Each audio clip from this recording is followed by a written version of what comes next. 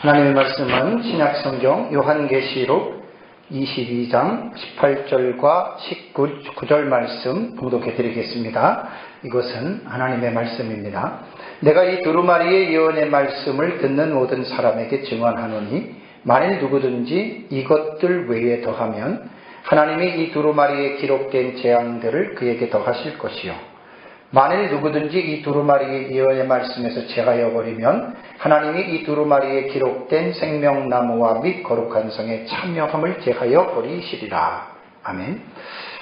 계시록 22장 18절 19절 이건 제가 8번째 지금 그 성경 본문으로 좀 읽고 있거든요. 제가 한 것은 본문 설교는 아니고 이제 그냥 그 요한계시록을 어떻게 읽어야 하느냐에 대한 요한계시록 독법에 대해서 지금 하나하나 자세하게 지금 우리가 살펴보고 있습니다. 그래서 이게 본문 설교는 아니고 어쨌든 이 계시록 22장 18절과 19절은 이것이 이제 잘못 이 말씀을 오해하게 되면 나와 다른 사람들을 공격하는 무기로 이 말씀이 사용될 수 있다 그랬죠. 그러니까 이 말씀은 계시에 대한 본질을 더하거나 뺄 때에 해당이 되는 것이지 이 요한계시록에 기록된 계시의 해석의 다른 점에 대해서 말하는 것은 아니다라고 하는 것, 이거 꼭 기억을 하셔야 됩니다.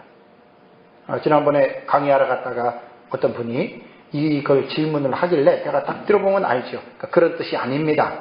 계시의 본질에 대한 부분에서 가관하는 것이지, 예를 들자면 무천년은 천년왕국이 없다라고 하는 말은 요한계시록 20장에 있는 천년기를 부정하는 게 아니에요. 빼버리는 게 아니고 역사적 전천년자들이 말하는 예수님 재림 이후에 이 세상에 있는 천년왕국 그것이 없다고 말하는 것이지, 무천년은 신약시대 전체가 천년왕국이라고 그들도 천년기 해석을 합니다. 그러니까 그런 경우는 이제 해당이 되지 않기 때문에 본문의 말씀은 우리가 오해하지 말아야 됩니다.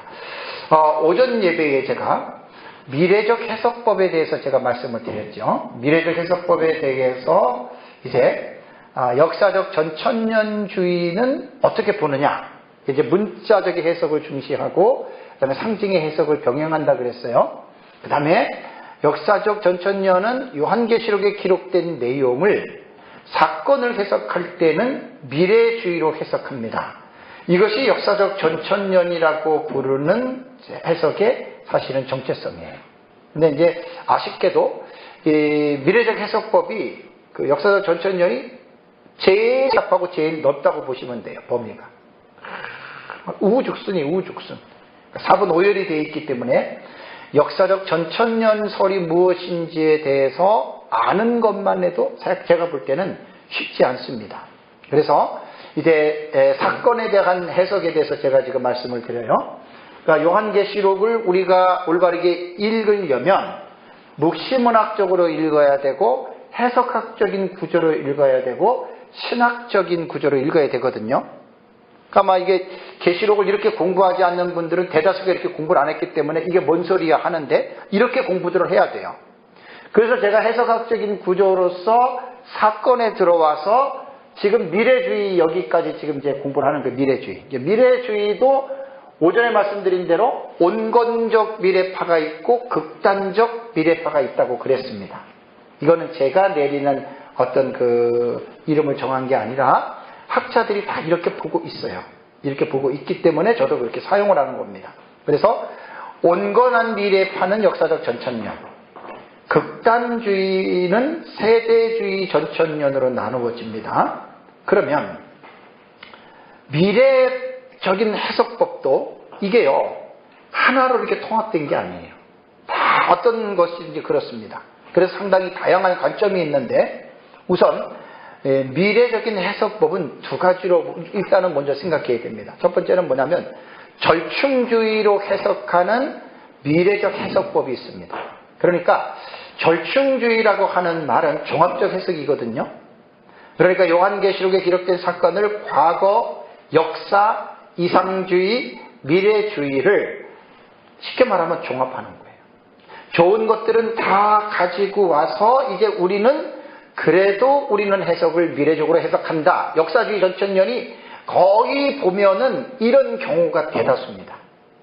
우리가 지금까지 내려온 역사적 전천년에 대한 이 해석법들을 제가 연구하다 보면 거의 지금은 지난주에도 말씀을 드렸지만 이 어떤 과거냐 역사냐 이상주의냐 미래주의냐 어떤 하나에 대한 분명한 색깔을 내기보다는 이 하나하나의 색깔을 종합해서 절충해서 거의 세계적인 주석학자들이 지금 이렇게 보고 있습니다. 그래서 절충주의로 하는 이 미래적 해석법인 역사적 전천년주의는 사실은 이제 상당히 넓어요. 그래서 이제 조금 전에 말씀드린 대로 역사적 전천년이 뭐냐? 역사적 전천년의 정체성 기준을 세워놓고 들어가야 되는데 어쨌든 역사적 전천년은 대다수의 학자들이 미래적인 해석으로 해석한다라고 다들 그렇게 이야기를 합니다. 그런데도 이미 많이 섞여 있어요. 그래서 과거적 해석도 하고 이상주의 해석도 하고 이제 그 주석이 대표적인 게 누구냐면은 사실 한국의 박은선 박사님이십니다. 박은선 박사님이 이제 역사적 전천년주의의 종말론을 지금 가르치고 소천하셨지만 박윤선 박사님이 그래도 한국의 역사적 전천년에 그래도 중심을 박형용 박사님하고 잡아주셨는데 이분의 주석을 딱 보면 이러한 절충주의적인 미래 해석을 합니다. 그래서 이거는 사실은 이제 너무나 이제 폭이 넓기 때문에 이것저것 다 한마디로 그냥 종합을 했기 때문에 뚜렷한 어떤 그 정체성을 말하라고 한다면 말하기가 참 애매합니다. 전에도 말씀드렸지만 무천년 전천년은 그냥 예수님 재림한 이후에 이 땅에 천년왕국 이게 이제 전천년 이것들은 양분 안 해요. 또 무천년은 예수님 재림하기 직전에 그냥 이 세상이 현재가 천년왕국이다. 이것도 무천년 양보 안 해요. 그러면서 이제 나머지는 거의 종합적으로 이제 이렇게 혼합한다고 하는 사실입니다. 그렇다면 이제 이 철저한 미래주의 해석법이 있습니다. 철저라고 하는 말이 수식이 됐어요. 철저라고 하는 말은 뭐냐면 말 그대로 요한계시록은 4장과 혹은 6장 이후부터는 과거도 아니고 역사주의도 아니고 이상주의도 아니고 예수님 재림 직전에 요한계시록이 미래에 분명하게 일어날 것이다. 그런데 이 미래에 분명하게 일어날 것이다 라고 하는 이 해석법이 온건한 해석법인 역사적 전천년주의자들이 있는가 하면 극단적인 해석법인 세대주의자들이 여기에 속합니다. 그러니까 철저한 미래주의예요. 저는 당연히 역사적 전천년주의의 미래적 해석법의 정체성을 기초를 분명하게 저는 좀 설정을 하는 거예요. 그래서 이 온건한 철저한 미래주의 해석법은 이제 구약성경 다니엘서와 신약성경 요한계시록을 연계시켜서 해석하는 법입니다. 그러니까 구약성경 다니엘서 어디를 보냐면 다니엘서 9장에 나타난 70일의 계시를 해석을 하면 한 일회가 남거든요. 그럼 한 일회를 7년으로 보고 7년의 기간을 요한계시록으로 해석을 하는 것이에요. 이게 이제 철저한 미래주의의 역사적 전천년의 신학의 기초입니다. 안 됐어요? 네. 신학의 기초로서 이게 이제 해결되어져 가는 거예요. 네. 그러니까 이러한 부분에서 이제 우리가 뭘 이제 제가 말씀을 제가 드려야 되냐면 이 철저한 이 미래적인 해석법은 이제 그 구약성경 다니엘서와 연결을 한다면 이것이 이제 한 일행인 7년하고 사실 이게 연결이 되는 거거든요. 이것이 이제 분명한데 이제 문제가 뭐냐면 많은 사람들이 이 해석법을 세대주의들이 즐겨하는 마치 세대주의 해석의 전유물로들 사실 알고 있어요, 사람들이. 그래서 저는 이 부분에 대해서 너무너무 좀 마음이 안타까운 사람 중에 한 사람입니다. 왜냐하면 한 일회의 7년을 요한계시록과 연결해서 해석하는 것은 세대주의가 나오기 이전에 이미 오래전부터 이 해석의 법이 있었어요. 그래서 늘 제가 말씀드리는 대로 한 일의 7년을 요한계시록과 연결해서 해석하는 사람들이 누구냐면은 바로 초대교회 교부였던 이레네우스와 히폴리투스가 이 해석법의 최초의 해석자들로서 역사는 증언을 하고 있거든요. 그래서 이제 그 초대교부 시대에 이제 나오는 제가 정성국 박사의 그 논문에서 사실 이 정보를 제가 보고 너무나 제가 좀 감사하게 생각했습니다. 거기에 보면은 이레네우스의 글을 이렇게 인용을 했습니다. 대표적인 예로 2세기에 활동했던 사도 요한의 제자였던 폴리갑의 직제자가 바로 이레네우스거든요. 그러니까 이레네우스가 쓴 그 논문에 보면은 뭐라고 이레네우스는 말을 하냐면 이 적그리스도가 이 세상에 있는 모든 것을 황폐하게 할 것이고, 그러니까 적그리스도가, 그 다음에 그는 3년 6개월을 통치하게 될 것이며 예루살렘에 있는 성전에 앉게 될 것이다. 그러니까 정말로를 모르는 사람들은 이레네우스가 말한 3년 6개월과 그 다음에 적그리스도가 예루살렘 성전에 앉게 될 것이라고 하는 이 말의 의미를 성경을 모르는 사람들은 몰라요. 설명을 해줘야 돼요. 그러면 어떤 설명이 필요하냐면 이레네우스가 말한 적그리스도가 3년 6개월을 통치한다라고 하는 말은 요한계시록 13장에 가면은 바다에서 올라온 짐승인 적그리스도가 42달 동안을 권세를 받아서 다스린다고 말을 했거든요. 이레네우스는 그거를 말하는 거예요. 그 다음에 예루살렘 성전에 그가 앉게 될 것이라고 하는 말은 데살로니가 후서 2장에 보면은 사도 바울이 불법의 사람 멸망의 아들이 나타나서 그가 하나님의 성전에서 자기가 하나님이라고 할 것이다 그랬죠. 그러니까 그것을 이레네우스도 바울의 글을 적그리스도로 보는 거예요. 그러니까 성경에 기록된 이러한 내용들을 모르게 되면은 이레네우스가 한 말이 무슨 말인지를 알 수가 없어요. 그 다음에 이레네우스의 직제자가 누구냐면 히폴리투스예요. 여러분들은 하도 많이 들어서 다 알고 있어요. 이 히폴리투스는 이레네우스의 직접 제자였거든요. 그런데 히폴리투스의 그 그리스도와 적그리스도에 관한 논문이 있어요. 그러니까 이 사람이 지금 3세기 교부입니다. 그러니까 지금으로 말하면 한 1700년 그 이상 이전의 사람이거든요. 근데 이 사람이 그 당시에 썼던 논문이 있어요.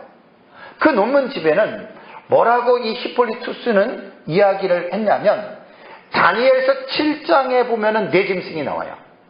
이 네 짐승을 해석하는 데에 이것이 요한계시록과 이제 연결을 하는데 히폴리투스는 그리스도와 적그리스도에 관한 논문에서 뭐라고 얘기를 하냐면 그 다음에 이 일들이 일어나게 될 것이다 라고 말을 하면서 한 일회가 두 부분으로 나누어질 것이고 이렇게 히폴리투스가 말을 했어요. 그러니까 다니엘서와 요한계시록에 대한 말씀을 모르는 사람들은 한 일회가 뭐야? 왜 한 일회가 두 부분으로 나누어져? 이게 이제 무슨 말인지 알아듣지를 못하는 거예요. 알아듣지를 못하는 거예요. 그러니까 요한계시록으로서만 해석이 안 된다 그랬죠. 그죠? 그래서 구약성경과 연결시켜서 해석을 해야 돼요. 그러니까 히폴리투스가 말한 한 일회가 두 부분으로 나누어질 것이라고 하는 말은 뭐냐면 이미 그의 스승 이레네우스가 적그리스도가 3년 6개월 동안 통치한다라고 하는 말은 한 일회를 두 부분 전반부 후반부로 나눠서 전 3년 반 후 3년 반 이렇게 말을 한 거예요. 그러니까 히폴리투스는 자기 스승 이레네우스한테 배웠을 거 아니에요. 그래서 한 일회가 두 부분으로 나누어지는 것이 이제 전 3년 반 후 3년 반 3년 6개월 날짜 수로 말하면 1260일 개월로 말하면 42달 이 용어가 다니엘서와 요한계시록에 그대로 스며들어 있어요. 그러니까 이레네우스와 히폴리투스는 우리의 그 역사적 전천년에 이제 기초를 놓았던 이 교부들은 그 다니엘서와 요한계시록에 나타났던 이 용어들 문자 그대로 본다는 이야기예요. 그러니까 우리 역사적 전천년이 이 해석법을 따른다는 이야기예요. 그러니까 우리는 그냥 어느 날 갑자기 우리는 어떠한 해석을 따르는 게 아니라 역사 신학을 통해서 초대 교부부터 내려왔던 이러한 교부들의 이 신학 사상을 우리는 계승한 거예요. 아쉬운 것은 뭐냐면 이레네우스와 히폴리투스가 한 이레를 7년으로 해석한 이 해석법이 구체적인 내용들을 담고 있는 책들은 없어요. 왜냐하면 시간이 오래 지났고 또 그 책들이 지금까지 보존되지 않았기 때문에 우리는 이제 그 부분에 대해서는 우리는 알 수 없다라고 하는 이야기죠. 그래서 저는 이제 이 미래주의 해석법에서 정말로 중요한 그 해석의 틀이 어디냐면은 한일해예요. 한일해고 7년이거든요. 그러니까 7년 안에 요한계시록의 6장 이후부터 우리는 일어난다고 해석을 해요. 그래서 제가 이제 민 목사님으로부터 배운, 스승으로부터 배운 이 종말론은 한일해 7년이 계시록 6장부터 19장에 약 44가지 사건이 나와요. 요 44가지 사건 6장부터 19장이 예수님 재림 직전 한일해인 7년 안에 이 사건이 일어난다라고 우리는 해석을 하는데 이 해석법을 모르는 사람들은 모르기 때문에 무엇인지 모르지만 좀 관심을 갖고 이거 좀 공부하고 배워보면 너무너무 기가 막힙니다. 사람이 이걸 인위적으로 이렇게 하라 그래도 이건 할 수가 없는 정말 너무 귀한 해석이에요. 그래서 미래적 해석법이 너무나 다양하고 너무나 복잡하기 때문에 이 미래적 해석법에 대해서도 이것은 이것이다라고 이렇게 말하기가 사실은 정말 힘들어요. 말하기가 힘들기 때문에 저는 이 미래적 해석법에 대해서 저는 이 해석법을 따르기 때문에 이 부분에 대해서 저는 사람들에게 알려주고 싶은 거예요. 왜? 이것도 계시록을 해석하는 하나의 방법이기 때문에 이 방법도 객관적으로 배우려고 하시는 분들은 배워주라는 거죠. 그러고 나서 이것이 성경적으로 맞다면 성도들에게 가르치면 되는 거죠. 그래서 계시록 6장부터 19장까지를 한일해 동안에 일어나는 사건으로 해석을 하는데 그 계시록 6장에는 사건이 6번 나타나고 7장에는 2번, 8장에는 7번, 9장에는 2번, 10장에는 1번, 11장에는 3번, 12장에는 3번, 13장에는 2번, 14장에는 5번, 15장에는 2번, 16장에는 7번, 17장에 1번, 18장에 1번, 19장에 2번 나타나요.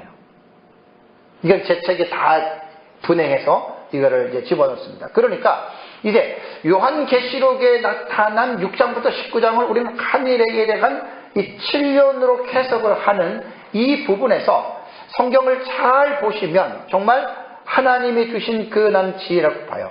우리 그 민 목사님 그렇게 해서 정말 정리를 잘 해놓으셔서 저는 이제 그것을 가지고 이제 나름대로 종합적인 정리를 해서 제가 좀 책을 쓰고 이렇게 나가는 겁니다. 이거는 한 번에 말을 할 수 있는 내용도 아니고 어쨌든 6장부터 19장에 나타나는 사건들을 우리는 이제 그렇게 해석한다라고 하는 거.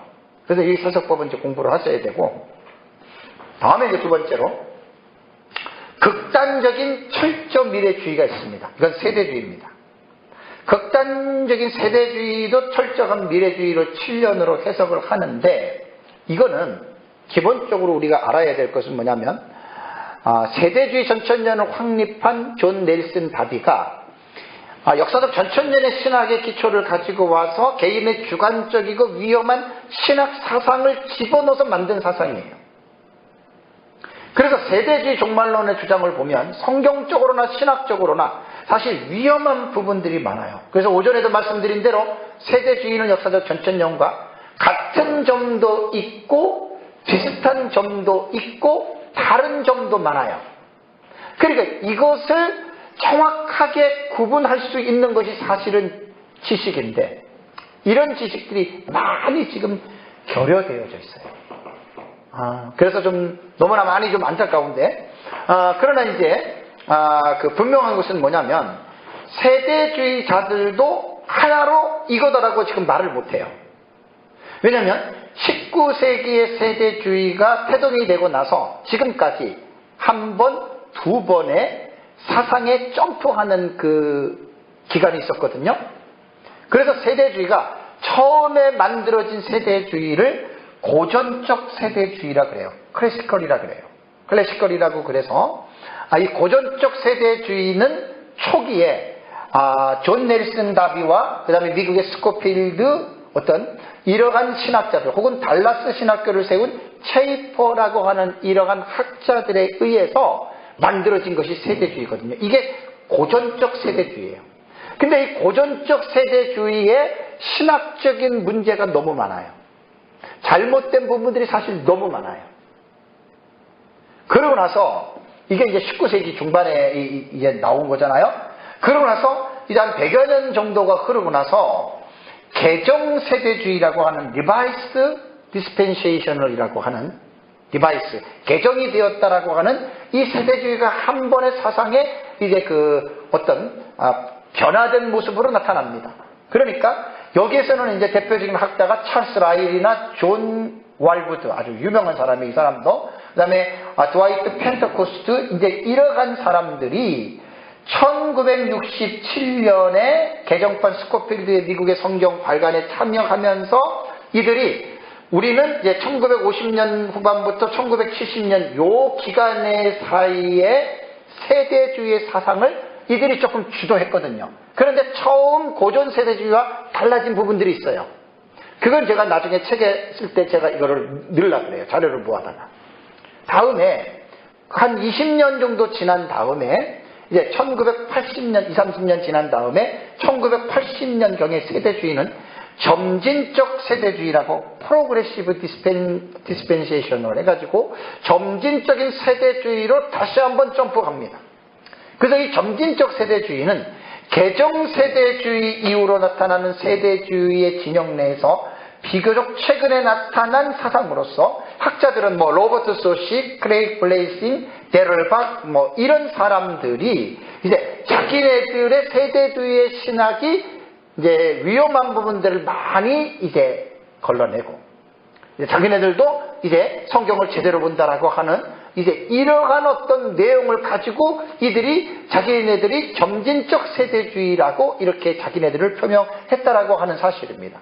그러니까 세대주의에 대해서 말을 할 때에는 저도 그렇고 모든 사람들이 고전적 세대주의에 대해서 비판을 하는 거냐 아니면 개정이냐 아니면 점진적이냐 이것을 반드시 구분해서 비판을 해야 됩니다. 왜냐하면 세대주의라고 다 똑같은 게 아니에요. 이제 세대주의 안에도 이러한 변화가 이루어졌기 때문에 무조건 세대주의를 가지고 싸잡아 가지고 왜냐하면 지금 점진적 세대주의는 고전에 잘못된 거 많이 버렸어요. 예수님 재림 직전에 교회가 휴거된다? 그거 지금 말 안 하고 있는 사람들도 있단 말이에요. 그래서 참 이제 이 비판을 할 때는 상당히 조심스러운데 저도 그래서 다음번에 내는 책에는 이 사실을 제가 정리해서 낼 겁니다. 그래서 세대주의는 우리가 잘 아는 대로 특징이 뭐냐면 전천년은 전천년인데 세대주의 전천년이라고 그러잖아요. 그죠? 그러니까 세대를 특별히 강조하는 거예요. 세대주의자들은 역사를 7세대로 구분을 합니다. 첫 번째 세대가 뭐냐? 무죄시대. 범죄하기 이전에 그 시대가 있었고 두 번째는 양심시대입니다. 범죄한 이후에 이제 그 아담 이후의 시대를 양심시대로 보고 세 번째 시대를 인간 통치시대라고 구분합니다. 네 번째 세대를 언약시대, 다섯 번째 세대를 율법시대, 여섯 번째 세대를 신약시대 교회시대로 보고 일곱 번째 세대를 예수님 재림 이후 천년왕국 시대로 보는 거예요. 그래서 세대주의들은 언약 신학자들이 구분하는 이 세 세대를 이런 식으로 구분하는데 언약 신학자들과는 차이가 있어요. 어쨌든 이러한 세대를 구분하는 데에 있어서 자기네들은 이제 세대주의적 전천년, 전천년은 전천년인데 자기네들은 세대를 구분하는 이렇게 이제 자기네들이 이름을 붙여서 사람들이 세대주의는 전천년은 전천년이지만 세대주의 전천년이라고 이렇게 말을 합니다. 그런데 세대주의는 계속해서 제가 비판을 많이 하는 것 중에 하나가 뭐냐면 같은 부분이 있고 비슷한 부분이 있고 다른 부분이 있다. 이것 꼭 명심하셔야 됩니다. 다 같다? 다 틀리다? 그건 아니에요. 70일의 같은 경우에는 그 70일의 구조가 있어요. 수학적 구조가 똑같아요. 7일에 62일에 한일에 이건 똑같아요. 우리 전천년하고. 그런데 내용을 들어가면 많이 달라요. 요한계시록에서 한일에 들어가면 많이 달라요. 이런 부분에서는 제가 분명하게 제가 이제 그 소리를 좀 높이는 거죠. 그러니까 사람들이 이러한 부분들에 대해서 관심들이 별로 없기 때문에 제가 너무너무 안타깝다는 거예요. 세대주의는 과거와 직전과 현대의 사상을 비교하면서 이제 이렇게 좀 봐야 되는데, 제가 이제 세대주의에 대해서는 사실은 이제 깊이 있게 연구를 못했어요. 이번에 쓰는 책에는 조금 연구를 하려고 자료들을 제가 좀 모으고, 우리 후배 목사님 친구가 미국 탈봇에서 지금 박사학위를 받고 있다고 해서 제가 좀 세대주의 자료들을 좀 보내달라고 제가 부탁을 했어요. 근데 보내줬는데 영어로 번역된 거를 소논문을 몇 개 보냈어요.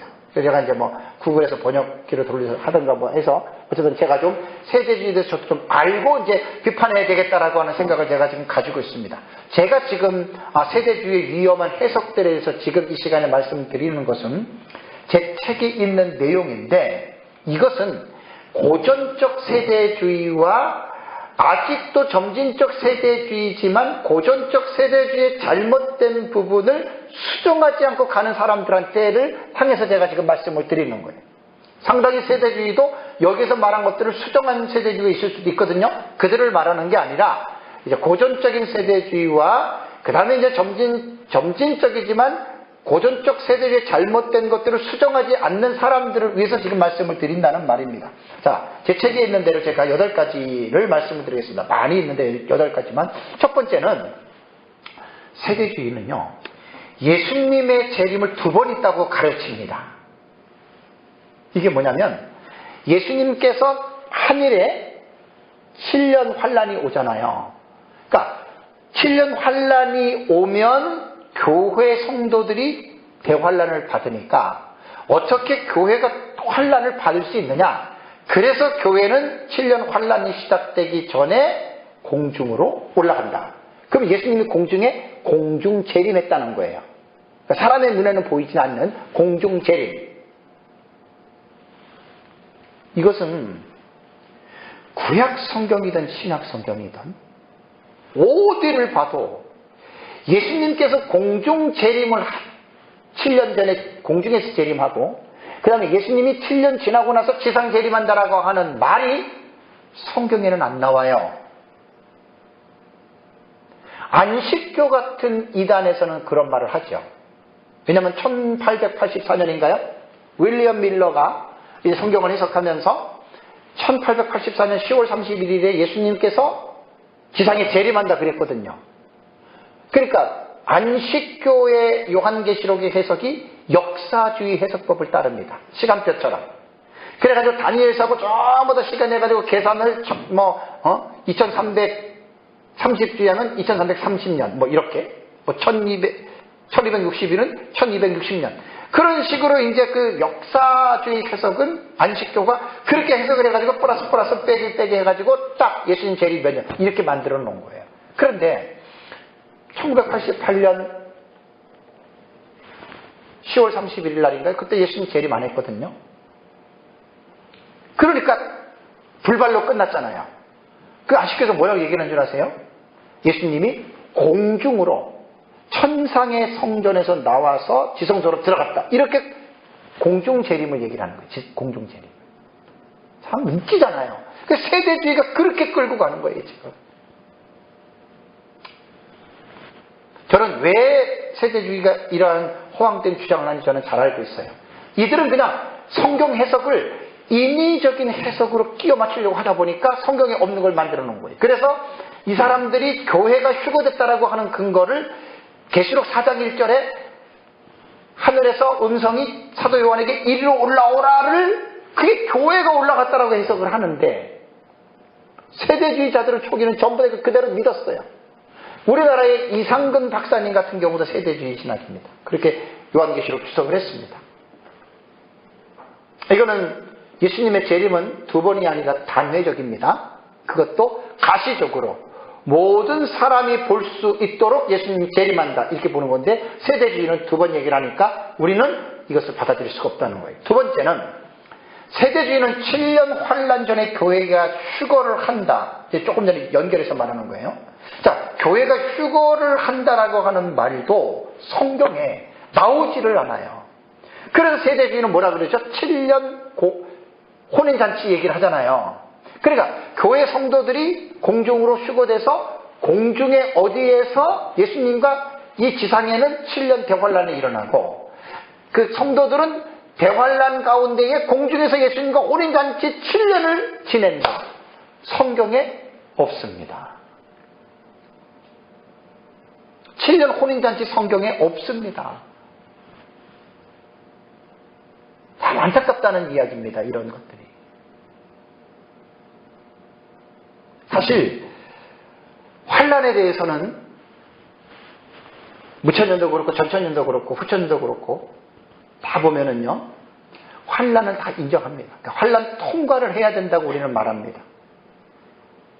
환란 휴거나 그게 아니고, 무환란이 아니고, 예수님의 말씀도 그렇고 신약 성경을 봐도 너희가 환란을 당한다 그랬죠. 그죠? 그러니까 환란을 당하는 거예요.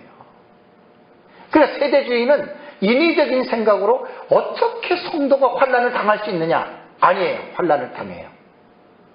두 번째는 7년 혼인잔치, 이거 성경에 없는 거 만들어냈고요. 다음에 세 번째까지 했고, 네 번째는 세대주의는 69일의 기후의 장차의 기간을, 이제 우린 신학시대로 보거든요. 이게 이제 그 갭 이론이라 그래요. 간격 이론이에요. 간격 이론. 왜냐하면 70일회를 공부할 때 7일회가 있고 62일회가 있고 한 일회, 그래서 70일회는 7 플러스 62 플러스 1에서 70일회가 되잖아요.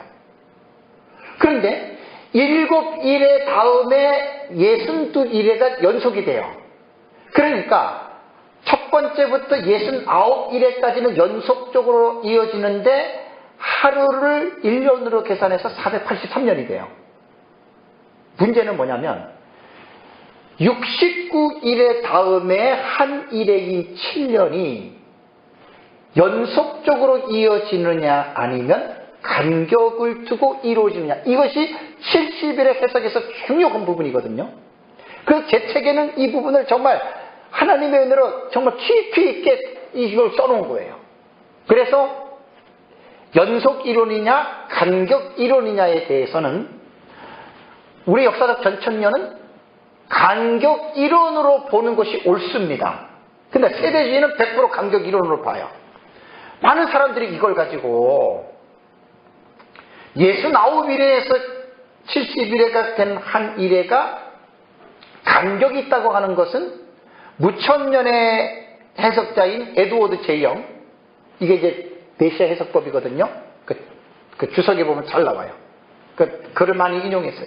그래서 그 사람들은 그거예요. 어떻게 간격이 있느냐, 다 연속적으로 이어지는 게 아니냐, 그거는 무천년의 입장이고. 그래서 사실 성경 해석은 간단하게 쉽게 이루어지는 게 아니에요. 깊이 있게 봐야 되고 성령의 감동이 있어야 돼요. 그래서 우리는 대다수의 사람들이 역사적 전천년주의도 많아요. 간격 이론을 안 믿어요. 연속 이론으로 봐요. 그래서 어떤 사람들은 예수님 무천년의 해석은 AD 70년에 70일에 다 끝났어요. 근데 무천년주의자들도 한 일회를 상징으로 예수님 부활부터 재림 때까지를 후삼년반으로 보고 예수님 공생애부터 죽으심까지는 전삼년반으로 봐요. 그것이 대구에 있는 권성수 목사님입니다. 총신대에서 교수 역할을 했잖아요. 그 이제 제가 그분이 주일날 설교했던 내용을 제 책에다 다음에 집어넣을 거예요. 그분은 또 그렇게 봐요. 그러니까 무천년이라고 다 똑같고 전천이라고 다 똑같은 게 아니에요. 그러니까 우리는 제가 공부를 하면서 배운 게 뭐냐면 내가 알고 있는 지식이 다가 아니라는 거. 똑같은 거에 피차가. 대다수의 사람들이, 저는 종말론에 대해서 지금 9년째잖아요. 집중적으로 연구를 하고 책을 쓰고 계속 쓰고 있잖아요. 자랑이 아니라 저는 지금 올인을 하고 해석을 하기 때문에 제가 더 많이 아는 거예요. 자랑이 아니라. 근데 웬만한 사람들은 저처럼 목회를 그만두고 책만 연구하는 그런 사람들은 없잖아요. 근데 그런 사람들 중에 조금 안다고 하는 사람들이 착각을 해요. 자기 하는 게 마치 다 아는 것처럼. 제가 책을 봐도 그 사람들보다 더 봤거든요. 많은 사람들이 한 일을 간격을 두면 세대주의로 몰아붙이는데, 이 간격도요, 세대주의자가 이렇게 말한 게 아니에요. 아까 제가 말씀을 드렸죠. 이레네우스와 히포리투스 해석에서 히포리투스가 그랬잖아요. 한 일회를 두 부분으로 나뉘어 줄 것이요 그랬죠. 그리고 이레네우스도 적그리스도가 3년 6개월을 다스린다 그랬죠. 이미 초대교부의 이레네우스와 히폴리투스의 해석에는 70일에 남은 한인회를 예수님 재림 직전으로 그들은 봤다는 얘기예요. 2세기 때에. 2, 3세기 때 교부들이 그렇게 봤단 말이에요. 근데 그런 해석들이 연결되어지지 않았을 뿐이지, 그러다가 19세기에 세대주의가 출현하면서 한일의 해석법을 그렇게 해석했다는 것 뿐입니다, 여러분. 그러니까 저는 한일의 해석법을 이강복 목사님은 세대주의한테 배웠다고 제가 7년 전에 직접 들었어요. 그분은 세대주의한테 배웠을지 몰라도 저는 세대주의한테 배운 게 아니라 저는 우리 스승한테 배웠지만 제가 이 배운 것들을 잘 연구하다 따지고 보니까 이레네우스와 히폴리투스가 보았던 그 해석의 방법을 나는 배웠다. 나는 자신 있게 말하는 거예요. 놀라운 것은 우리 스승이신 민병성 목사님이 나는 그렇게 배웠다고 생각합니다. 그래서 한일회를 7년으로 해석하는 해석법이 세대주의와 민목사님 해석은 전혀 달라요. 세대주의는 위험한 상황들이 너무나 많은데 민목사님은 위험한 게 나는 내 눈에 하나도 없어요. 그걸 제가 책으로 써냈고 앞으로도 계속 써낼 거예요. 너의 스승이니까 그렇지. 아니에요. 저는 카더라기보다는 객관적으로 나는 증명하는 걸 좋아해요. 특히 종말론은 이렇게 객관적으로 증명하지 않으면 다 치우치게 돼 있어요. 무천년은 무천년대로, 전천년은 전천년대로. 제가 이제 종말론 책이 한 100여 권 넘게 있잖아요. 그 무천년주의자들 책을 보면은 기운이 쫙 빠져요. 왜 그런 줄 아세요? 자기들 입장에서만 보고 말하는 거예요, 그 사람들은. 근데 전천년주의자들의 입장의 책을 보면 힘이 나요. 왜? 그것도 자기네들 입장에서 보는 거거든요. 그래서 저는 중도를 보는 거예요. 무천년도 보고 전천년도 보면서 내가 보고 있는 전천년주의의 합당하고 합리성을 내 생각으로 내가 기도했더니 그래서 이런 말 안 하고 학자들이 말을 했던 그 내용들을 가지고 와서 근거를 제시하고 책에다가 인용을 하고 관주를 다는 거예요. 이 방법이 가장 지혜로운 방법이고, 이 방법 앞에서 뭐라고 하는 사람들은 진짜 그 사람이야말로 대안이 없는 무식한 사람들이에요. 물론 제가 손이 안으로 긋는다고 나에게 맞는 사상을 가지고 그런 나는 무시하지 못해요. 그건 아니라고 내가 부정하지 못해요. 그건 누구나 다 똑같은 거예요. 제가 다 책을 봐도 똑같아요. 남을 공격하기 위해서 그런 말을 쓰면 안 돼요. 어떤 사람 간에 다 학자들 그렇게 봐요. 그래서 이제 마지막에 중요한 건 뭐냐면, 종말론을 연구하는 사람들은 넓은 마음, 학차적인 소양을 가져야 돼요. 안 그러면 깡패들이 돼버려요. 깡패들이. 치꺼만 옳다 그러고 자기가 다른 사람 비난하고 정죄하고, 그런 사람들하고는 대화를 할 수 없습니다. 무천년에 극단적으로 빠져있는 사람들은, 몇 사람한테 질문 들었거든요. 성경에 어디 천년왕국이 나오냐요. 자기가 성경을 연구해봤는데 신약 성경에 천년왕국이 하나도 안 나온대. 그건 자기 입장이에요. 참 바보 같은 사람이에요. 자칭 똑똑하다고 하는데 참 바보 같은 사람이에요. 그런 사람하고는 대화가 안 됩니다. 그런 사람들은 싸움 닭이 돼가지고 전천년자들을 공격하고 아주 난폭한, 육체적으로 난폭하다는 게 아니라 정신적으로 난폭하다는 말이 영적으로.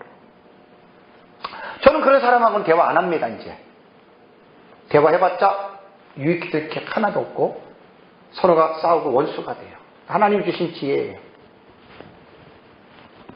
정말 인격적으로 좀 온용한 마음을 갖고 학자적인 소양을 가지고 나와 다르더라도 그 사람이 주장하는 내용을 잘 들어보고 이해할 수 있고 그러한 사람들이 나는 좋다는 거예요. 또 그런 사람들하고는 함께 갈 수 있어요, 사역자들도. 근데 그런 고리타분하고 한쪽으로 지나치게 경도된 사람하고는 같은 사역자들끼리도 갈라지고 싸웁니다. 그래서 이제 그런 거는 저는 이제 딱 사람을 제가 분별할 수 있기 때문에 대화를 안 합니다. 그것이 실천을 위해서 좋은 거예요.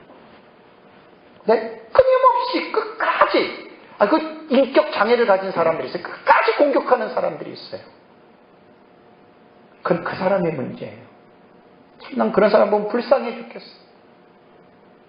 학자도 그렇고 많이 배웠다고 하고 뭐 원어 잘한다 그래도 난 정말 그런 사람 보면 추림이 증인해. 난 불쌍해요. 어쩌면 저렇게 독불장군이고 어떻게 지만 옳다고 저럴까.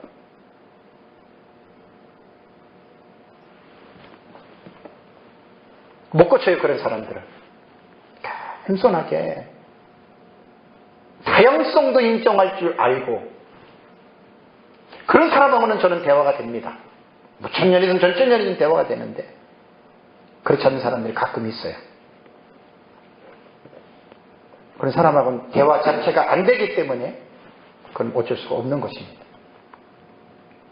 그리고 세대주의는 네 번째 이 사람들의 지금 단점을 얘기하다 조금 이번에 좀 퍼졌는데 이런 얘기입니다. 천년왕국은 유대인들 때문에 천년왕국이 있었다. 이렇게 얘기를 합니다. 자, 이 말이 뭐냐면, 자, 지금 역사가 예수님 부활하시고 죽으시고 부활하시고 승천했죠. 그죠? 그리고 지금까지 2000년 신약시대가 있잖아요. 그죠? 세대주의자들은 뭐라고 얘기를 하냐면 왕국 연기설이라고 해서 예수님은 유대인들을 위해서 자기 백성을 구원하기 위해서 2차적으로 오셨잖아요. 그죠? 근데 유대인들만 구원하러 오신 게 아니거든요. 그런데 그 유대인들이 어떻게 했어요? 예수님을 십자가에 못 박아 죽였죠. 그죠? 그러니까 세대주의자들은 뭐라 그러냐면 만일 유대인들이 예수님을 영접했더라면 그것으로 인류 역사는 끝났다는 거예요. 곧바로 천년왕국으로 들어가서 이제 마지막 천년왕국 통해서 천국으로 들어가면 끝났다고 이렇게 보는데 그럼 그들이 말이 더 웃긴 게 뭐냐면 유대인들이 예수님을 거절했기 때문에 신약시대가 생긴 것이다. 그게 왕국 연기설이라 그래요. 여러분 이거 이해가 됩니까? 그러니까 세대주의가 비판을 많이 받는 거예요. 아마 지금 제가 알기로는 점진적 세대주의는 이거 안 따라갈 거예요. 이런 거 안 따라가요. 왜? 성경적으로 이 뒷받침이 안 되거든. 그래서 유대인들이 예수님 영접했다면 신약시대는 필요 없이 곧바로 천년왕국 들어갔다. 이거는 성경을 아무리 봐도 이건 뭐 하나님 나라 관점이나 구속사나 언약 신학의 관점에서 봐도 이거는 정말 말도 안 되는 고전적 세대주의자들이 어떻게 이런 걸 만들어냈는지 모르겠어요. 절대로 동의할 수도 없고 공감도 안 됩니다. 다섯 번째는 세대주의는 7년 대환란은 유대인들만 겪는다는 거예요. 유대인들만. 왜? 예수님을 십자가에 못 박았기 때문에 그 대가로 7년 환란을 유대인들만 겪고 왜? 교회는 지상으로 공중으로 올라갔기 때문에. 말이 됩니까? 안 됩니까? 안 됩니다. 그러니까 이런 어불성설 같은 이러한 말을 자꾸만 하니까 세대주의가 비난을 받고 심지어는 이단인이 이런 소리를 공격을 받는 거예요. 그래서 성경 해석이 참 위험한 해석들이 많아요. 얼마나 많은지 몰라요. 그 다음에 세대주의는 여섯 번째 한일애를 7년 대환란이라고 하잖아요. 그래서 뭐 무천년이나 이런 사람들은 7년 환란을 믿진 않아도 그들은 하도 많이 들은 게 7년 대환란은 너무 많이 들어서 7년 대환란을 알고 있습니다. 이것은 우리 역사적 전천년 입장에서 볼 때 우리는 7년 환란을 써요. 그렇지만 7년 자체가 다 대환란 아닙니다. 우리는 충분히 공부를 해서 아는데 전 3년 반은 비교적 온전한 그러한 온건한 성격을 띠고 전 3년이 흘러가면서 갈수록 환란이 심해지죠. 그러니까 7년의 환란도 세대주의는 대환란이지만 우리는 7년 그냥 환란이라고 표현한다는 거. 이 용어가 다른 거예요. 7번째는 세대주의는 천년왕국에서 교회의 성도들이 천년왕국에 내려서 부활체와 변화체로 살아가고 유대인들은 육신대로 살아가는데 웃긴 말이 뭔지 아세요? 천년왕국의 주인공은 유대인이다 이렇게 얘기를 합니다. 참 용납할 수 없는 이야기예요. 이런 얘기들을 합니다. 마지막 8번째는 세대주의는 천년왕국에서 예루살렘에 하나님의 성전이 세워지고 예루살렘에 그 다음에 짐승을 잡고 피제사를 드린다 이렇게 말을 합니다. 이게 고전적 세대주의란 말이에요. 근데 이제 이들은 뭐 속죄를 하기 위한 제사보다는 뭐 이렇게 얘기하는데 어쨌든 이건 있을 수가 없는 거예요.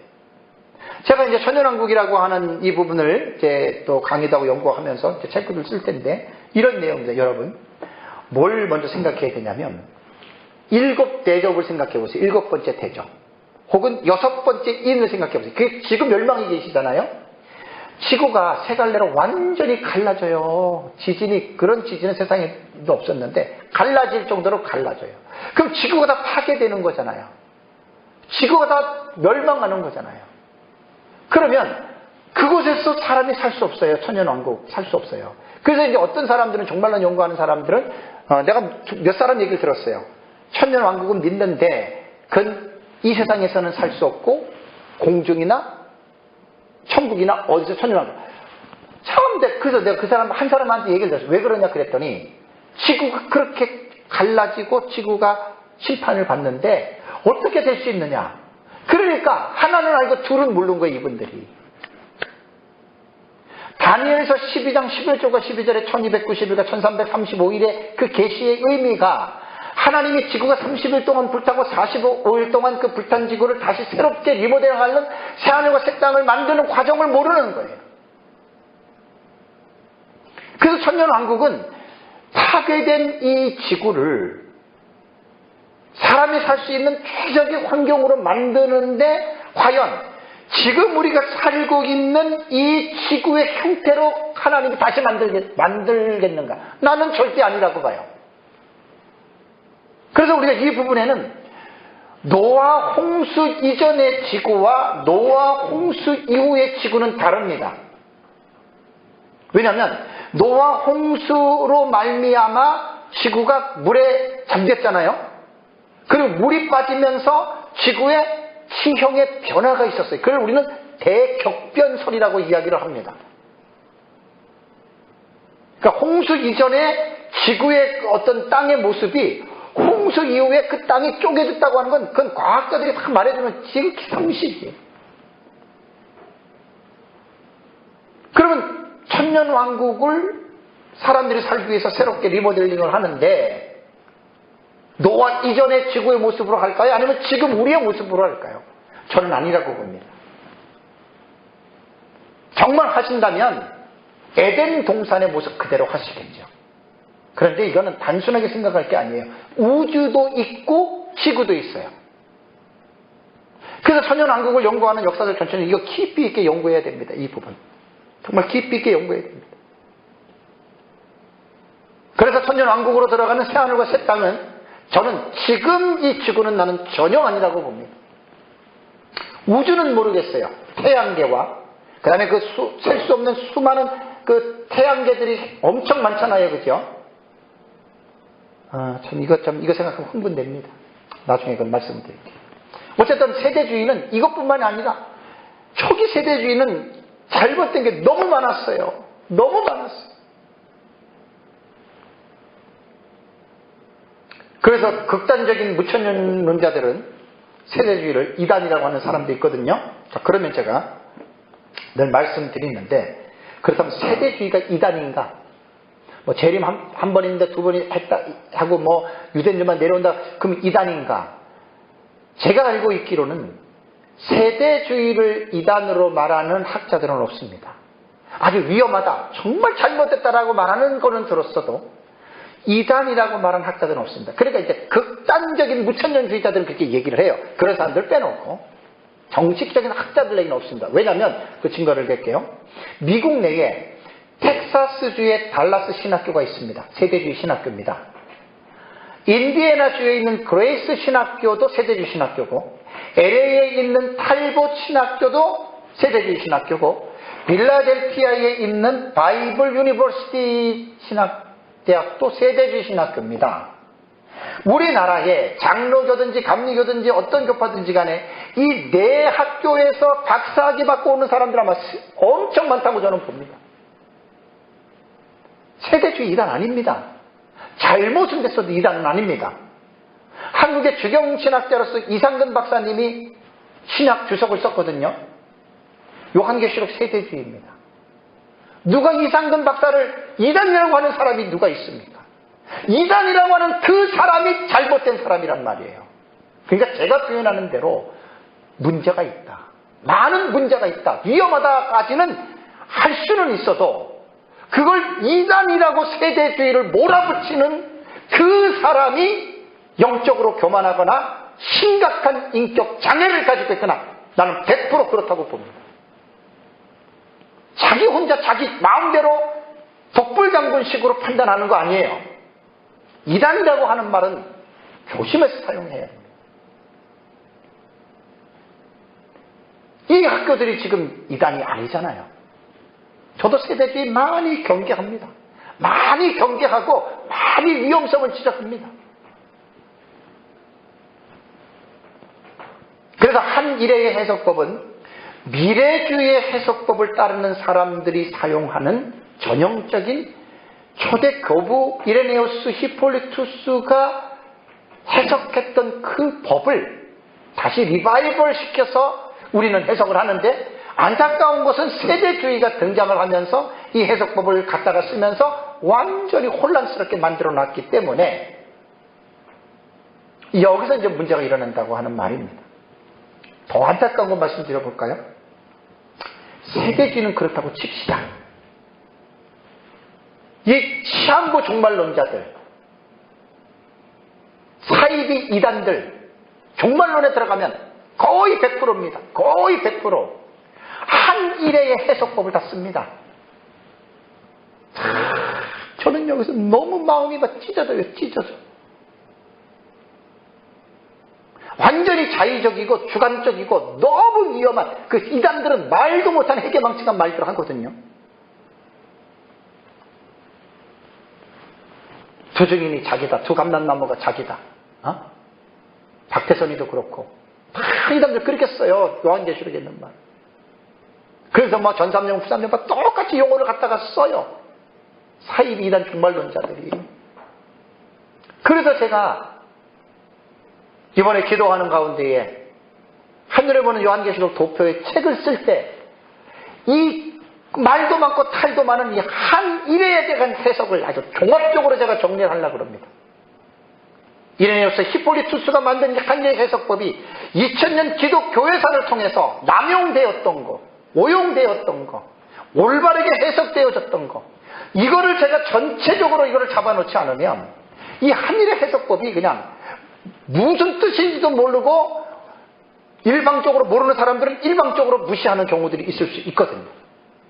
그래서 이번에는 정말 하나님이 그런 감동을 주셨어요. 그래서 제가 그 한일에 대한 해석법을 계속 제가 연구를 합니다. 이제 계속 연구를 해서 2000년 교회의 역사를 통해서 한일의 해석법을 어떻게 사용했는지, 옳은 방법과 정말 위험하고 잘못된 방법들을 좀 다 모아서, 왜냐하면 저희가 보는 해석이 세대주의에서 저는 배웠다고 안 했어요.